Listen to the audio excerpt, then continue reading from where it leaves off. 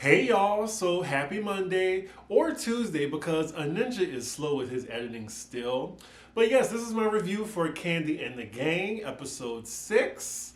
I enjoyed this episode, so let's just get into it.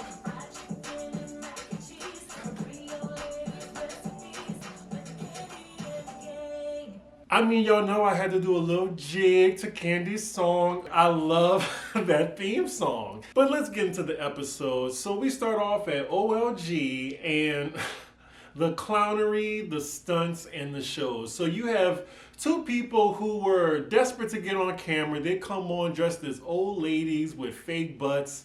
They just start twerking in the middle of the restaurant. The look on Aunt Nora's face says it all. That would probably be my reaction too. Does anybody in the comments know who these two chicks are? Maybe they're like, YouTube celebs, or they're known for, just acting the fool in public places. The Detroit Grannies. I might have to look them up, but y'all let me know if y'all heard of them. So we see Brian and he's taking an order. He is just so casual, like just leaning on the thing like, oh, what you want? Oh yeah, most likely it's gonna be a breast and a leg. Okay, you'll get your food in a couple of days. Man, I'm just saying, like the places that I work, Brian would be fired like the first day of training. So we're with Shandricka now, and a small side note, her units are getting a little better. Maybe Torrin put her to the side and say like, sis, you're gonna be on TV. I need you to get these wigs right. So her hair has been looking great for the past like 3 or so episodes. But yes, she's talking to Torrin and she wants to give him the tea. So she has to leave her post to tell him. And he's like, well, who's going to be at the hosting? She's like, I don't know, I don't care. She leaves and nobody in the front greeting guests. In the messy production, they show like this random woman coming in. She's like, hello? How is she still working there?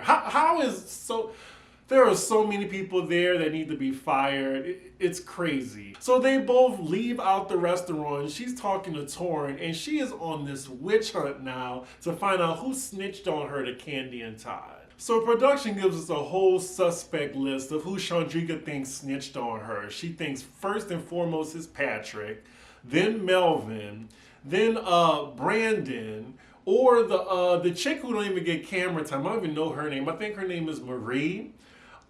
She thinks any one of these people might have snitched on her. But the thing is, girl, you got a big ass mouth and you like to complain to everybody. Of course it's going to get back to the bosses. What she technically doesn't know is it was DonJuan that snitched on her, but it was Brandon who she was talking to in front of DonJuan, which means it's mostly your fault. Torrin has the right idea about this. He's telling her you can't just be going around, asking who said that, because you're going to make it a bigger issue than what it really is. But Shandricka is hard-headed, so she's going to do whatever she wants. Like leaving the host stand in the middle of a busy shift. Like she's doing what she wants. Next scene we're with Kandi and Patrick, and he's showing her him and Melvin's new apartment. That living room is empty. Like, are they gonna furnish it at all? Again, I would not have cameras in my spot if everything ain't looking right. Like, cause there are gonna be people online like me that's gonna be critiquing it. Oh, so Kandi's giving us a background on her and Patrick's relationship. Turns out Patrick was named after her late brother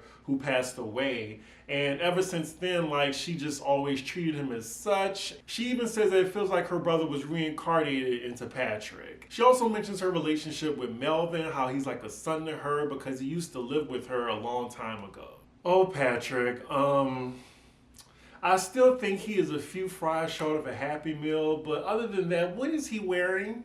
This red vest and Gucci hat? Well, it's not a Gucci hat, I know it's not. Or maybe it is, I don't know, but he looks crazy. I will give it to him, the brother is fine. Thank God. Like, he is so lucky. He's like blessed genetically. So as Patrick shows Kandi his room where I guess nasty time happens, sir, you really should have asked Torn for his help. And then he said he had Safari's help with putting a flat screen hanging from the ceiling with chains. That looks so dangerous. Like it's still just like waving back and forth. That TV looks like it's about to fall at any moment. So far, it looks like in Kandi's eyes, as well as everyone else's, that Patrick is obviously whipped. Patrick is still talking about whether or not he should have this housewarming or not because his girlfriend Safari doesn't want one. And pretty much the main reason why she doesn't want a housewarming party because she doesn't want him to invite Shandricka over. I don't see how he has to cancel the whole thing just because she don't want one person he knows over.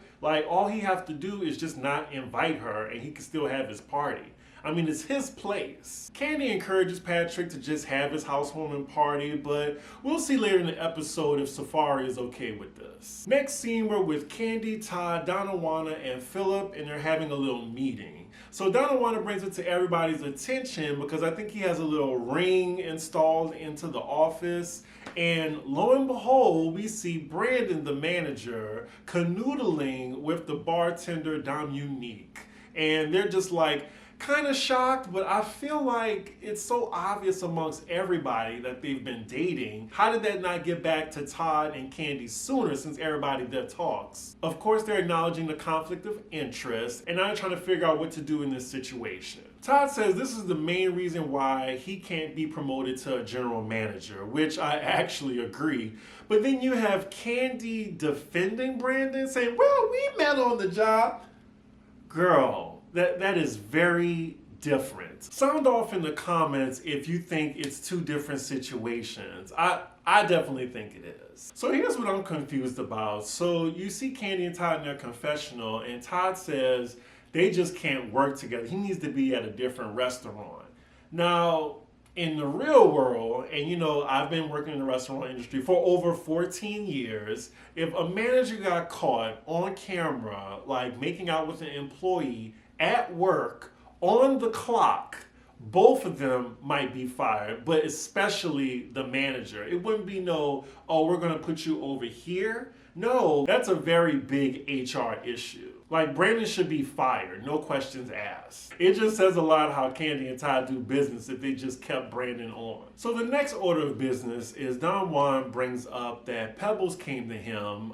She's a bartender at OLG, and she says she's concerned about Brian because he's supposed to be sober, but he's drinking wine. Now, he's not drinking wine at work, but he was drinking wine, I think, outside. She knows that he's not following his sobriety. So I don't know, like, as long as it's not happening at work, it's nobody's business. So that's a little bit of a gray area. I'm not sure if management at OLG needs to get involved, but maybe DonJuan can talk to him one-on-one outside of work and ask him, hey, what's going on? So later in the meeting, we're greeted with the old lady gang coming into the meeting. And third order of business is Todd has another scheme he's cooked up. And this time, he wants to sell items from OLG, like the lemonade, the barbecue sauce, the seasoning, salad dressings, etc. And after this proposal, he tells Mama Joyce that he has decided that he is going to go in the back of that kitchen. Only if everybody there joins him in the back. That's good and all, Todd, but did you get that generator yet? That's what I want to know. Next scene, we're with DonJuan. He's outside on OLG's patio, and it looks like he's called a meeting with Brian on his off day, it looks like. So they're talking away from everybody else, and the first thing he brings up is, I want to talk to you about your sobriety. Now, I hope he knows Brian like that to even be asking something so personal, especially on camera.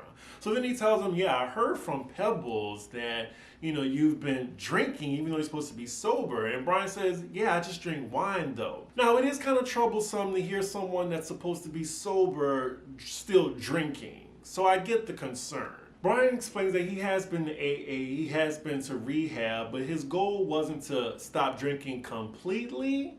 It was just to moderate his drinking because during the pandemic, he said he would literally drink a bottle of vodka a day.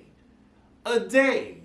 Like, a part of me thinks he's kind of exaggerating. And then he said, like, he did other drugs along with drinking a bottle of alcohol a day. Brian wants DonJuan to focus on his progress, like from where he used to be to where he is now. If he does start slipping, then yes, I understand. Like, maybe you shouldn't have alcohol at all. But according to Brian, it seems like he knows what's good for him. And just a little side note for y'all, like drugs and addiction, it is very common in the restaurant industry. It's a very stressful job. But anyway, Brian is telling DonJuan that occasionally he has a few glasses of wine when he goes out. He doesn't have a problem, leave me alone. And then you have DonJuan saying, well, I'm just saying this because I care about you, real talk. And DonJuan seems genuine about it. He was just saying he doesn't want to be in a place where, I didn't check on him or I didn't know this was going on. So I'm just telling you right now. But Brian tells him he has nothing to worry about. He's definitely gone against adversity and he's been fine. Then he brings up his sister passing from taking her own life, which DonJuan didn't know, which I'm really surprised since he says he's close to Brian. But Brian's saying that this tragedy has definitely strengthened him and inspired him to stay on track and to take care of himself. So then DonJuan ends the meeting letting Brian know that he's here for him and, if he ever needs anything, that he's here. Which is nice. I don't really care for DonJuan, but in this scene, I thought he came off very genuine and a nice person. So next scene, we're with Patrick at his place and Safari is coming over. So it looks like her method of decorating his place means that she bought some cheap dollar store plants, a rug, and a pillow. Side note, Patrick has a lot of makeup on in his confessional. Did anybody notice that? All this right here, it is glistening. No, they are not. This rug is way too big to put in the corner. They literally just fold the other end of it and just threw this big ass beanbag type chair in the corner to cover it and a big pillow. What? Torn is looking at this laughing probably. This looks so tacky. And that room is still empty as fuck. I'm wondering, where is Melvin's room? Because all I see is an empty living room and then he goes downstairs to his main room in the basement. So as the two of them are both sitting on this cheap bean bag, he takes this time out to tell her that Kandi encouraged him to have this housewarming party and he's gonna have it. And he just wants her to support it. And she actually goes along with it. But she does say in her confessional, which I can't believe she gets a confessional too. She says that, oh yeah, he can have it because, he support me, but Shandricka is not coming. Girl, why are you so pressed by her? She have a whole fiance. Next scene, we're back at OLG, and we're with Shandricka and Richard at the hostess stand. Shandricka got her fresh Keisha Cole wig from 2009, and Richard is wearing this disco glitter ball shirt, which screams Liza. She then asked him, is he the one that went to Kandi and Todd and told them what she said? He says no, and she tells him, yeah, I know you probably didn't, but I was just, checking everybody. And then we see that she went to the other girl that she don't really care for, and she said she didn't say anything either. Shandricka is on a mission right now to find out who snitched. And I'm like, what's the big deal? If you find out, then what? You gonna beat him up? Why do you need to know at this point? What she should be focused on is not running her big ass mouth to everybody complaining about the restaurant. Wow. Now, I told you on the last episode that you cannot trust people in the restaurant.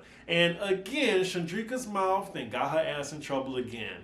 She is just talking and kikiing with Richard, the host, and he kikiing back with her. I feel like not even 10 minutes went by and he ran to DonJuan to say that Shandricka is going around on this manhunt to find out who snitched on her to Kandi and Todd. And he said, well, it just rubbed me the wrong way. No matter how foul it is, it's still Shandricka's fault for still not learning to keep her big mouth shut. And then I also like how DonJuan asked him about his shirt, oh, I see you with the shirt. He's like, oh, you like it? He's like, I don't know. Well, Richard did really rub me the wrong way. He's a big ass stool pigeon and a brown noser. Like, he came all gleefully to go tattle on her for what? What I would do in that situation, if Shandricka asked me, and I felt some type of way, I would just tell her. I wouldn't get a manager involved. Like, the only way I would involve a manager regarding an employee, if it was something real serious that would affect both of our jobs or affect mine, because my temper is short and I will fight somebody at work. So I'll let them know, like, oh, this person is trying me right now and I'm trying not to be out of character. I've been there, y'all. So you need to talk to them before I do something. So then soon after, DonJuan tells Shandricka, can I talk to you? So then they have a little chat. Again, that mouth got you in trouble yet again. So they're outside and he confronts her about being on this manhunt to find out who snitched on her. So once he brings this up to her, she says, yeah, I had this meeting with Kandi and Todd and they said that I said I don't give a fuck about this place. And DonJuan is like, well, did you say it? She's like, no. Girl, he was waiting on you to lie. Waiting! He actually plays her the footage of her saying that, and she is gagged. And also, he's like, what if I told you I'm the one that told them? Like, again, you just found out now what you gonna do? What you gonna do? She looks like Boo Boo the Fool right now. Damn, Shandricka. So after she looks at the footage, she's like, oh yeah, this was after the meeting. Girl. So yes, you said that. You said that. Just got caught in the lie, red-handed. Just take your L, girl. Take your L. So now she's desperately trying to throw other people under the bus, saying that they told her and she was just repeating it. Okay, girl. I mean, if you want your little $12 an hour check at Kandi's Chicken Shack, I would just go in, apologize, and get back to work. So she's in her confession. She's like, I did all this hunting and everything, and I'm the snitch? And then producers put this big ass guilty sign over her face. I might use that as the thumb. I mean, at least she's not in trouble. DonJuan just tells her to just get back to work. So next scene, it's another day at OLG, and today is the day where all the managers, as well as the old lady gang, are gonna be back in that kitchen. The old lady gang came in ready to work. Like, they are excited. And I think Mama Joyce is just excited to see Todd in that kitchen, working for a change. Uh-oh, we got a fourth wall break. Aunt Bertha was about to pop a producer for touching her. I love the old lady gang. They are so cute. But don't fuck with them because they will beat your ass. I honestly, when I go back to Atlanta, I'm going to go to OLG just so I can see the old lady gang. So then Kandi and Todd arrive, and Todd is not excited at all to be working in the kitchen. Oh, and Bertha. So when she sees Todd, she's like, I'm the manager, and you need to get him back in that kitchen. So then DonJuan lets everybody know like what station they're going to be at and what they're going to be doing. And now we get a little behind the scenes on how the food is made at OLG. Todd in the back talking shit already. He is a real used car salesman, I tell you. Try being in the back of that kitchen for 12 hours and only having like a 1 to 2 hour break. And working on a busy shift, yeah, you tell me how easy it is then. Even Philip in his confessional is critiquing Todd's skills as an operator and owner of a restaurant. Like I said in the last video, he just wants the check that comes from owning a restaurant. He doesn't care or come off caring that much about how the restaurant is operated from day to day. So now it looks like it's actually busy in the restaurant now, and now Kandi and Todd are in the back getting flustered because people keep sending stuff back because it's not hot enough, stuff ain't made right. Yeah, they're feeling the frustration of what the kitchen feels from day to day. We then cut to Todd in his confessional pretending to know what he's talking about. Not Aunt Bertha yelling, I need a cigarette, and she just leaves the kitchen. Why is Aunt Bertha smoking? No, not in my presence. I would not let her smoke. I would hide all of her cigarettes. Ain't she like 80 years old? No ma'am, no cigarettes for you. We then see, thanks to production, that they've only been in the kitchen for an hour. And Kandi's like, how long we gotta be here? As I said earlier, 12-hour shift. This is hour 1, Kandi, so yeah, buckle up. We then cut to Kandi and Todd in their confessional, and production asks them, like, after this experience, do you now have more respect for the kitchen staff?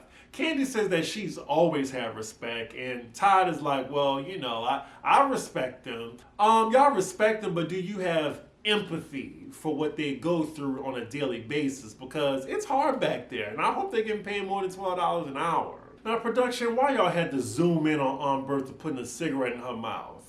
Y'all wrong for that. So next scene, we're with Kandi and Mama Joyce, and Kandi is taking her to Patrick's girlfriend's job, which is like some body sculpting place. And Mama Joyce is the patient today. So it looks like Mama Joyce will be getting a little butt lift procedure, and in the process, Kandi wants to get to know Patrick's girlfriend a little more. So we're about to see Mama Joyce with her cheeks out. Oh, Lord. I don't think I need to see this. They about to have Mama Joyce face down on a table, ass out in a thong.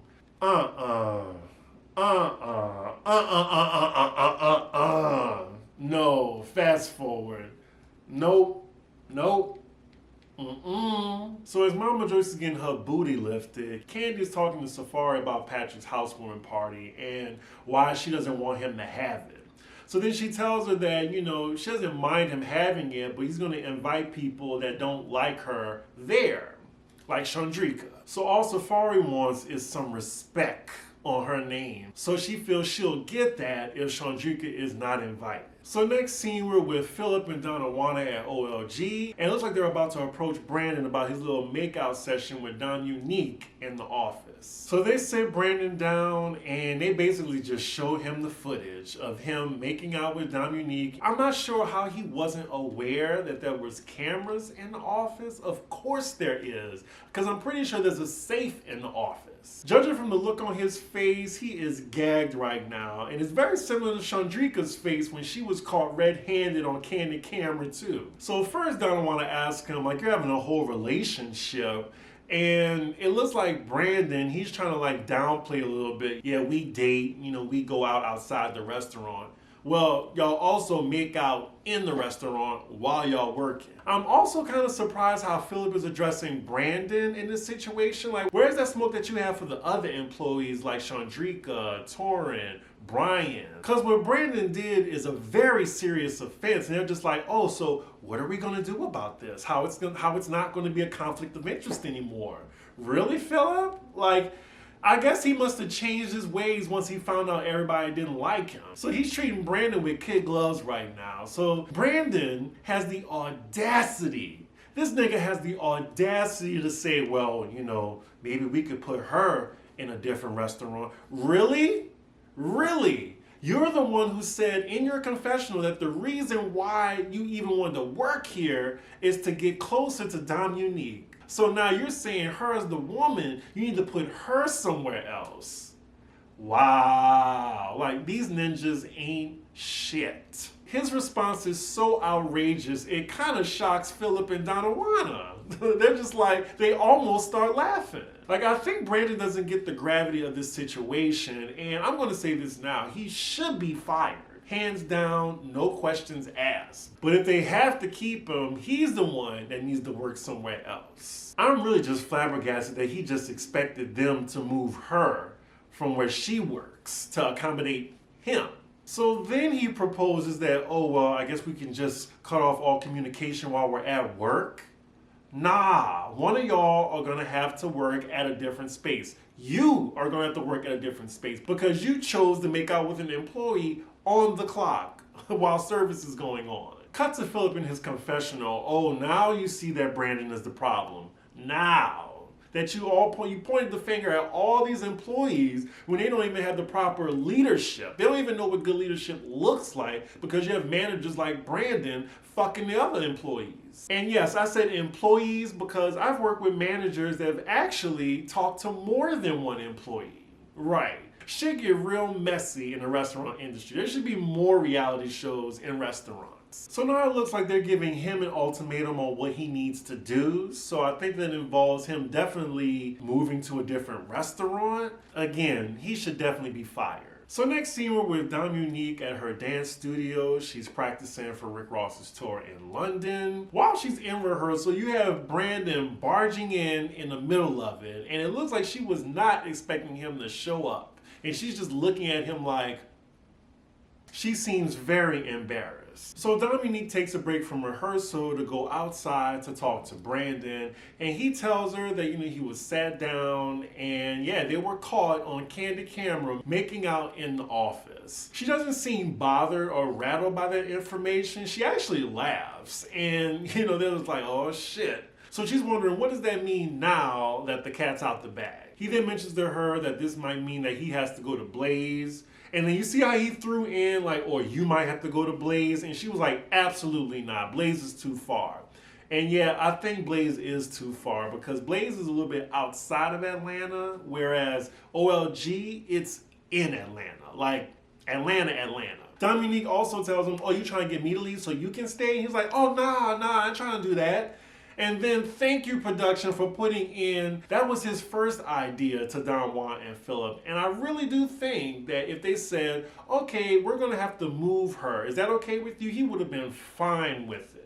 That's how ain't shit he is. I wonder what Dominique gonna say when she sees this footage. Brandon then mentions another option where, we just have to think about the etiquette. Maybe we can't do this. And then she's like, oh, so you breaking up with me? He's like, no, I'm not. Like, that would be something if they broke up and now they have to work together. But I think at this point, cat's out the bag. They can't work together. Brandon has to go somewhere now. Like, it's up to him. Either you can quit or go to another OLG or Blaze. So it's strange, they both agreed to conduct themselves professionally in the work environment, but that ship has sailed. Like, y'all got caught. So y'all gotta figure out like who's gonna be going or who's gonna just leave the restaurant altogether. But yeah, they just end the conversation on that note and hug it out and be lovey-dovey, and that is where the episode ends. I really enjoyed this episode more than the last one. Definitely what I love about this show is just so authentic. It reminds me of my server experience because that is exactly how shit goes down. I really hope the ratings are better. I haven't seen the numbers. It'll probably come out later tonight or tomorrow. Probably 2 more episodes left of this season. I've been enjoying it so far. Let me know what y'all think of this episode, as always. And make sure y'all like, comment, and subscribe. And I will see y'all for the next episode. Bye.